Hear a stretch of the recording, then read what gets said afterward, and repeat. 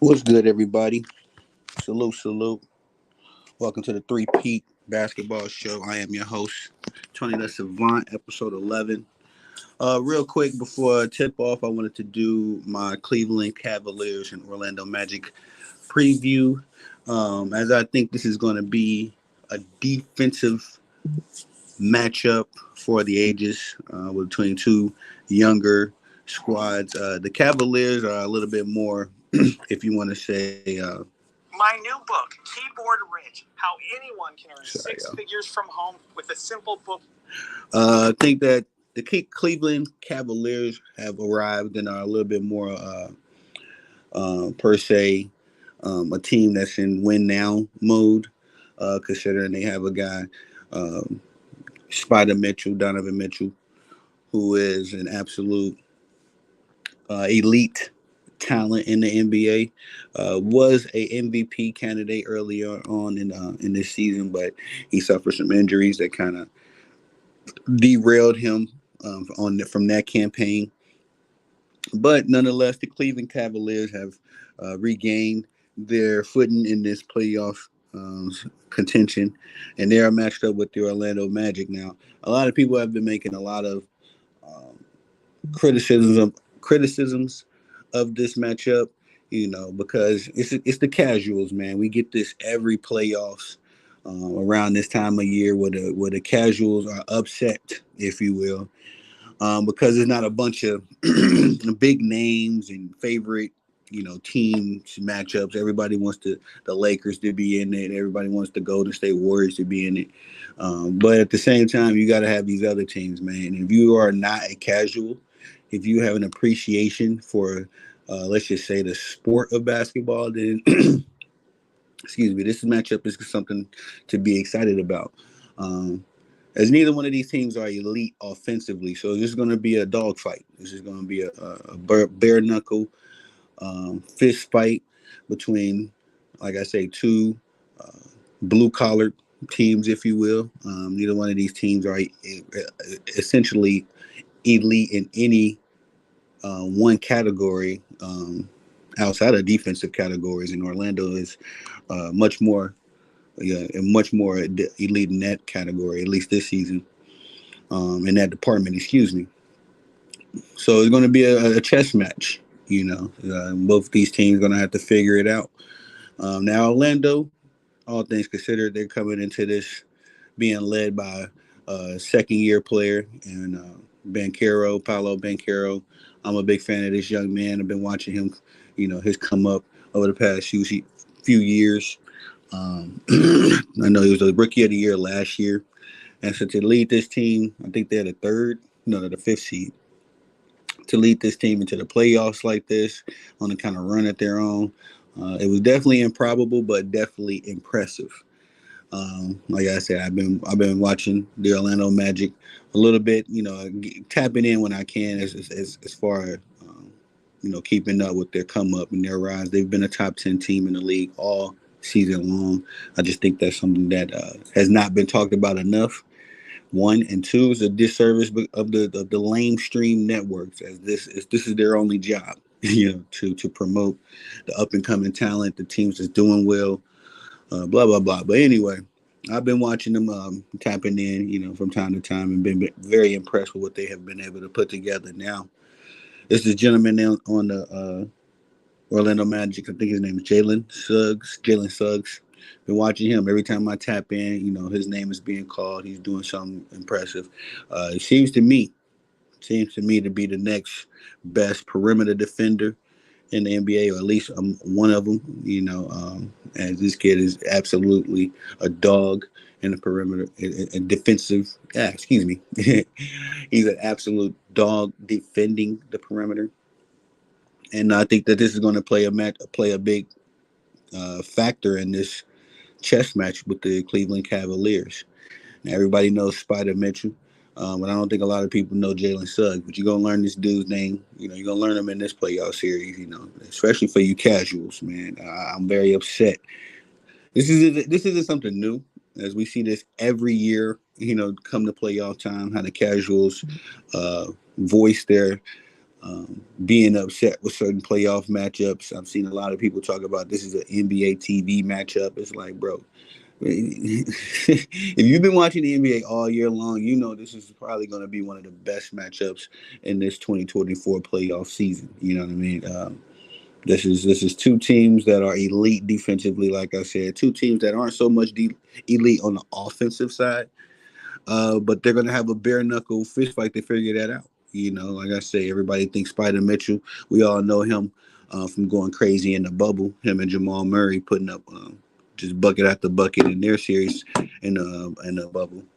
Um, but I don't think it's going to be that easy this time around. You know, Jalen Suggs is definitely a problem, and not just him. You know, it's, the Orlando Magic have been a top three defense all year long. I believe they're like second or third in defensive rating. Now, defensive ratings can be overrated, no pun intended. But at the same time, we're talking about a young team, you know, with some nice talent. This is a big lineup. You know, I like Gary Harris. I enjoy him. Really was enjoying his talent and skills even when he was with Denver. And, you know, he was kind of like the I don't want to say KCP, but he kind of played that third, option role. But unfortunately, injuries kind of derailed his career over there. Been impressed with what he's been able to do in Orlando, as well as, like I say, Suggs.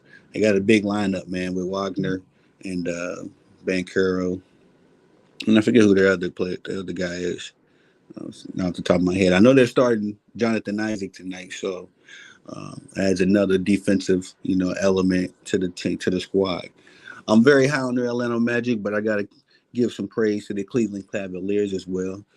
Evan Mobley, who's another guy that has suffered some injuries this year, has rebounded and still kind of finding his way in the offense, in the system or whatnot. But given a little bit more time, I think this is going to be a good time for Evan Mobley to really put his name on the map. I think this is a good time for the Cleveland Cavaliers. I don't think. Oh, I'm gonna say that part. We'll get to that bag in 1 second. But I think that this is a good time for Evan Mobley, Jared Allen, Darius Garland to all put their names on the map, man. We all know about what happened with them and the Knicks last year. Even the casuals, if you don't know exactly who's who or whatnot or whatever. You definitely know that the Cleveland Cavaliers got bounced out of the playoffs last year by the Knicks. So everybody's interested in this series. Probably the most even matchup. Usually the 4 or 5 matchups are one of the best matchups early on in the playoffs. Probably the most even series in the playoffs right now. So um, it's an opportunity. I got in my notes that if Darius Garland wins his matchups, this is going to be if he takes a step forward as well in his development, and as far as him moving on to really solidifying himself as one of the better guards in the league. I think we kind of can speculate, but where is his place for sure? For sure, it's still up for debate. I think he can really settle some issues with this playoff run, as well as Jared Allen. Jared Allen was um, a lot of Cavalier Nation, a lot of basketball nation really, questioned Jared Allen after last year, as far as is he really one of the elite defensive players, or is he really making that next step forward in his development? He seemed like he was, but then last year, with the Knicks, we didn't really get the elite Jared Allen version that we thought we was going to get. So a lot of questions surrounding him as well. Again, Spider and Evan Mobley been dealing with injuries all season long, so I am expecting a lot from them. But I've always tried to give people a little bit of bail that has been dealing with injuries all season long. Another guy, another name, case in point, Jimmy Butler. With the Miami Heat, but Jimmy has been limping into the season all season long. So I think Spider and Evan are in that same department, that if they aren't able to um, get the job done, then I'm gonna have my criticisms.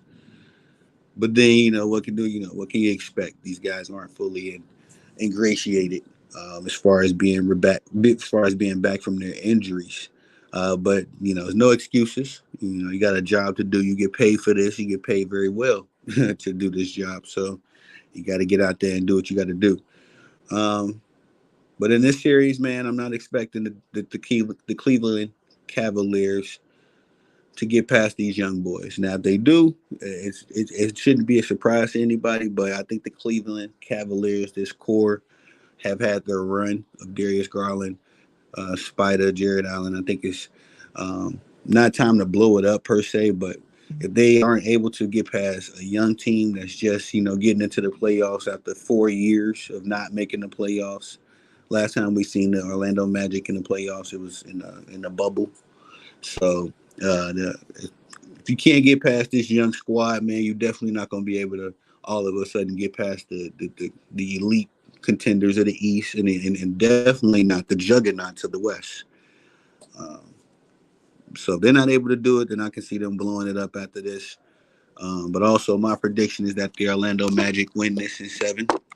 I think the young squad just puts it together defensively, and takes that next step forward. I think the best player on the floor could possibly, I don't want to sound like I'm capping, but could possibly be Paolo Banchero. This young man all season long has been really just taking step after step after step in the right direction. Again, a second year player leading his team to the playoffs like this. Not just him. I want to give Wagner, I think it was young man Frank Wagner, his credit as well. Very lanky, very unconventional type of player. So these two young uh, front court players have been leading the way and very impressively. I think Boncaro has 22. He's averaging about 22 points a game, and Frank Wagner is averaging about 19. And both these young men are, I think Wagner, I don't know how much, I don't know how old Wagner is exactly. I think they're about both 22, 21, 23. Definitely younger than 24, 25. So to see these two leading the way, impressive. And not to mention, well, I almost forgot the most important part. My second favorite part of the game, outside of defense, ladies and gentlemen, is the bench production. Orlando Magic boasts pretty much the second best bench in the league, certainly offensively. Um, as far as offensive rating goes, now I always say that the offensive rating, defensive rating is very overrated because you got to consider and count the fact that that rating can be inflated. Playing weaker teams, playing just that's a part of the regular season anyway. The ratings can be inflated. You're not playing the elite teams every year. Now, if you second in offensive rating in the playoffs, maybe we got to start talking about really how elite you was, like how the Boston Celtics was in the playoffs. The Boston Celtics was just pretty much the number one and number two defense all season long in 2022. Came into the playoffs, number one defense all season long. So that really, so really solidified, what they were able to do that season. But again, the Orlando Magic boast the second best bench in the league. They put up the fourth most bench points in the season, um, and so I'm that's the second best aspect. Excuse me, the third best aspect. I'm always the first best, of course, as a casual, as a savant, as a diehard basketball fan. I think we all agree. First aspect of basketball, you need your superstars, your leaders, the alpha guys, the guys you pay the most to produce. I think that's the most important part of it. Second most important, I think team defense. At least my second favorite part, and my third favorite part is bench production. So Orlando being able to, excuse me, have two guys post about 20 points a game, putting up a top three defense all season long, and then coming into the game with the second best bench in the game. I think these kids got a fighting chance, man. I think these dudes definitely have a fighting chance. Again, been impressed with Orlando all season long. So going into the postseason play, you know, um, sometimes experience works in your favor, but then sometimes just being young, dumb, and hungry works in your favor. And I think this is going to be the case for Orlando. Cleveland, again, they have not been elite in any facet of the game. They've been a top 10 defense, respectfully, but just jumping off the paper, Darius Garland, I need him. Darius Garland is just in this proverbial uh, purgatory to me, as far as, he's a good guard. He's a good guard, right? But he doesn't really match up with the Jalen Brunsons, with the Damian Lillards, even. The Aaron Foxes, we don't think of him when we talk about the young up and comers. Now, he is one of the good guards. When you think of him, you don't think of like a bum or nothing, but he hasn't really supplanted himself amongst the elite guards.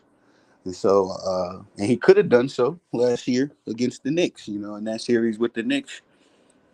Had he been able to help lead his team against to the next round, versus the Knicks, he would have. I think we would have been uh, put him in some consideration as far as being one of the elite young guards. But it's just not a name that comes up when everybody talks about the guards, the elite guards, the Stephs, the De'Aaron Foxes, again, the Jamal Murrays. His name doesn't come up with those guys, and it should. He's at that point in his career where his name should be mentioned amongst the elite young guards. So, um, again, I don't really have confidence that he's going to do it. But if he does it, him, Jared Allen, Evan Mobley, they have an opportunity to make themselves household names going on this revenge tour by actually, producing, playing well. Because again, Spider has been dealing with some injuries all year long. But when Spider was Spider, he was in the MVP conversation. So if we can get that version of him, and usually we do get a good playoff Spider. If we can get that version of him, then I'm gonna need the other guys to step up. Again, Darius, Jared, Evan, need them all to take that next step forward. So, but my prediction goes again, Orlando in 7. I think the young boys got enough to put it together, without any experience. Again, their first time in the playoffs. Paolo's first time in the playoffs. Excuse me. Orlando's first time in the playoffs in 4 years. But they're coming in with a top three defense in the league, top five bench in the league, and two young bucks that can get you 20 a game, and also lock down a couple of the guys on your side of the court. So Orlando in 7 is my prediction. That's what I'm rocking with. It is your boy Tony the Savant, man. Please swing by the socials: Instagram, Facebook, uh, Twitter, and of course YouTube. Please get your boy please subscribe, like, follow, all that good stuff. Enjoy the content. Leave a comment. Tell me what your thoughts are. Getting busy. Do some more predictions before I call it a day. Y'all go out there and get a goal accomplished. And again, it's your boy Tony the Savant. Peace.